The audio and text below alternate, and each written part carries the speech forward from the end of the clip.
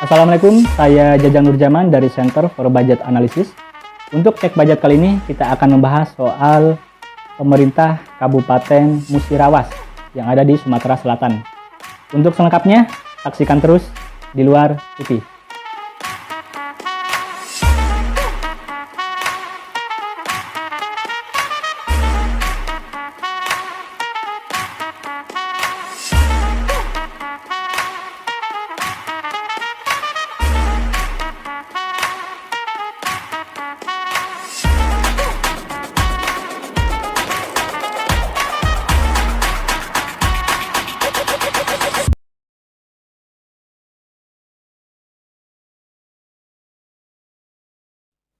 Pemerintah Kabupaten Musirawas di Provinsi Sumatera Selatan untuk APBD-nya, pertama dari pendapatan rata-rata per tahunnya sekitar 1,7 triliunan. Dan misalnya untuk di tahun 2021 ini target pendapatan pemerintah Kabupaten Musirawas sekitar 1,7 triliun.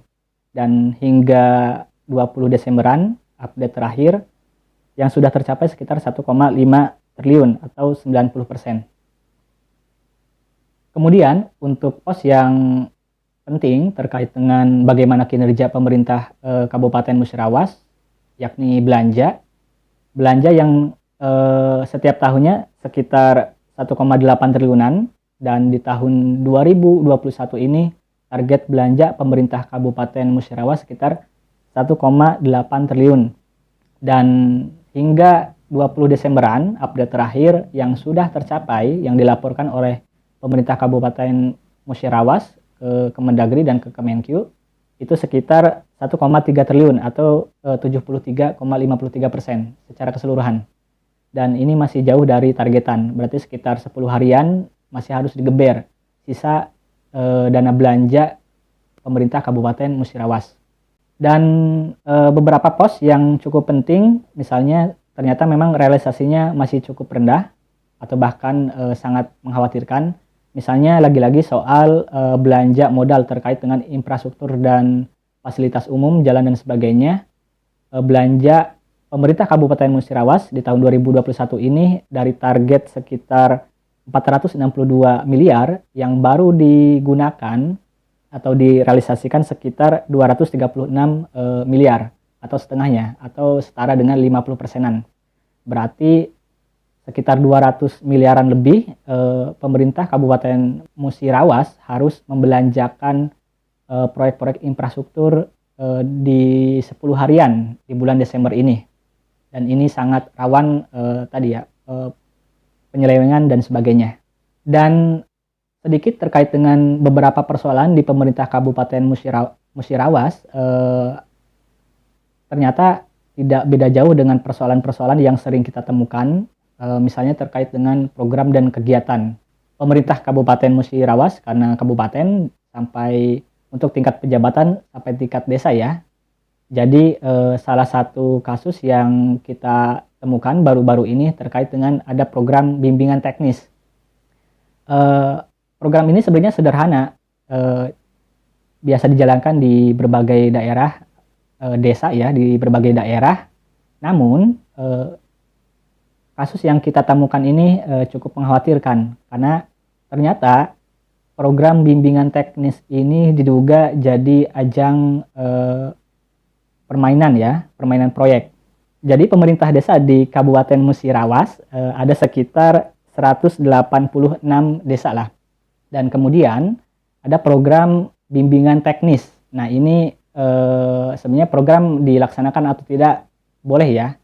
Nah persoalannya program bimbingan teknis ini dijalankan di luar Pulau Sumatera ya. Tepatnya di daerah Kabupaten Bandung.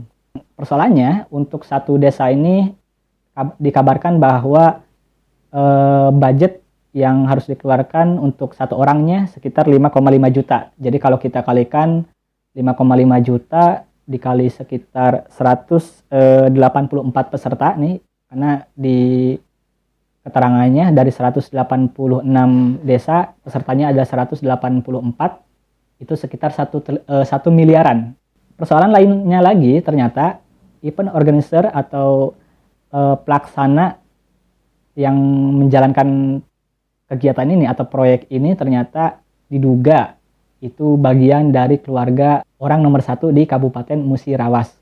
Nah, ini juga cukup mengkhawatirkan praktek-praktek proyek yang ternyata disusupi oleh oknum-oknum internal ya, orang-orang terdekat dari para pejabat, bahkan orang nomor 1 di kabupaten tersebut ternyata bebas bermain proyek. Kalau kabar ini benar, ini sangat mengkhawatirkan. Misalnya keterangan yang dipantau oleh Center for Budget Analysis, yayasan yang menjalankan ini adalah Yayasan Asila. Nah, ini kabarnya Yayasan Asila ini milik keluarga orang nomor 1 di Kabupaten Musirawas.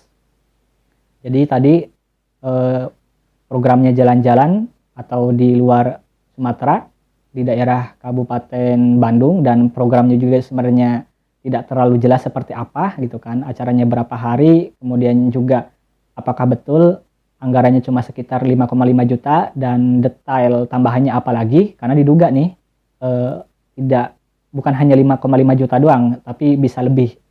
Dan bahkan diduga ada laporan-laporan juga yang kita masuk, ada program sejenis seperti bimbingan teknis ini sering dilaksanakan di akhir-akhir tahun oleh pemerintah desa di Kabupaten Musirawas. Dan lebih mengkhawatirkan lagi tadi, ternyata melibatkan salah satu yayasan atau perusahaan orang nomor 1 di Kabupaten Musirawas. Bicara soal bimbingan teknis, sebenarnya dalam kondisi pandemi, bahkan dari segi efisiensi tidak perlu sampai jauh-jauh harus keluar provinsi ya, karena nanti ada biaya pesawat, kemudian juga nanti ada biaya penginapan dan konsumsi dan sebagainya. Kalau sekedar untuk bagaimana belajar soal tata kelola desa, ya sebenarnya bisa dilakukan di lingkungan atau di daerah Musirawas, tidak perlu jauh-jauh sampai keluar kota atau bahkan sampai keluar provinsi ya, sampai ke Pulau Jawa gitu kan. Dan ini patut diduga apakah program ini sebagai kedok doang untuk ajang ya pelesiran atau jalan-jalan gitu kan para pejabat di desa, dan di sisi lain pola bagaimana program ini dijalankan tadi melibatkan salah satu yayasan yang diduga milik keluarga orang nomor 1 di Kabupaten Musirawas. Kita teringat kembali dengan praktek setoran upeti di zaman dahulu kala ya, di zaman kerajaan. Jadi kalau dulu di zaman kerajaan, raja-raja biasanya wajar meminta upeti kepada bawahan-bawahannya, setoran lah tiap bulan. Nah, di zaman modern sekarang ternyata era demokrasi dengan transparansi, harus ada program dan kegiatan dan sebagainya, ada pemerintah desa, ternyata upeti itu dibungkus dalam bentuk program dan kegiatan. Nah, patut diduga program kegiatan BIMTEK ini sebagai ajang setoran upeti dari bawah ke atas. Mudah-mudahan terkait dengan salah satu kasus ini, aparat penegak hukum di Kabupaten Musirawas melakukan pembukaan penyelidikan ya, jangan sampai praktek-praktek sejenis yang nanti bisa berdampak terhadap potensi kerugian negara berjalan dengan bebas di Kabupaten Musirawas. Sekian terkait dengan pemerintah Kabupaten Musirawas. Saya Jajang Nurjaman, terima kasih.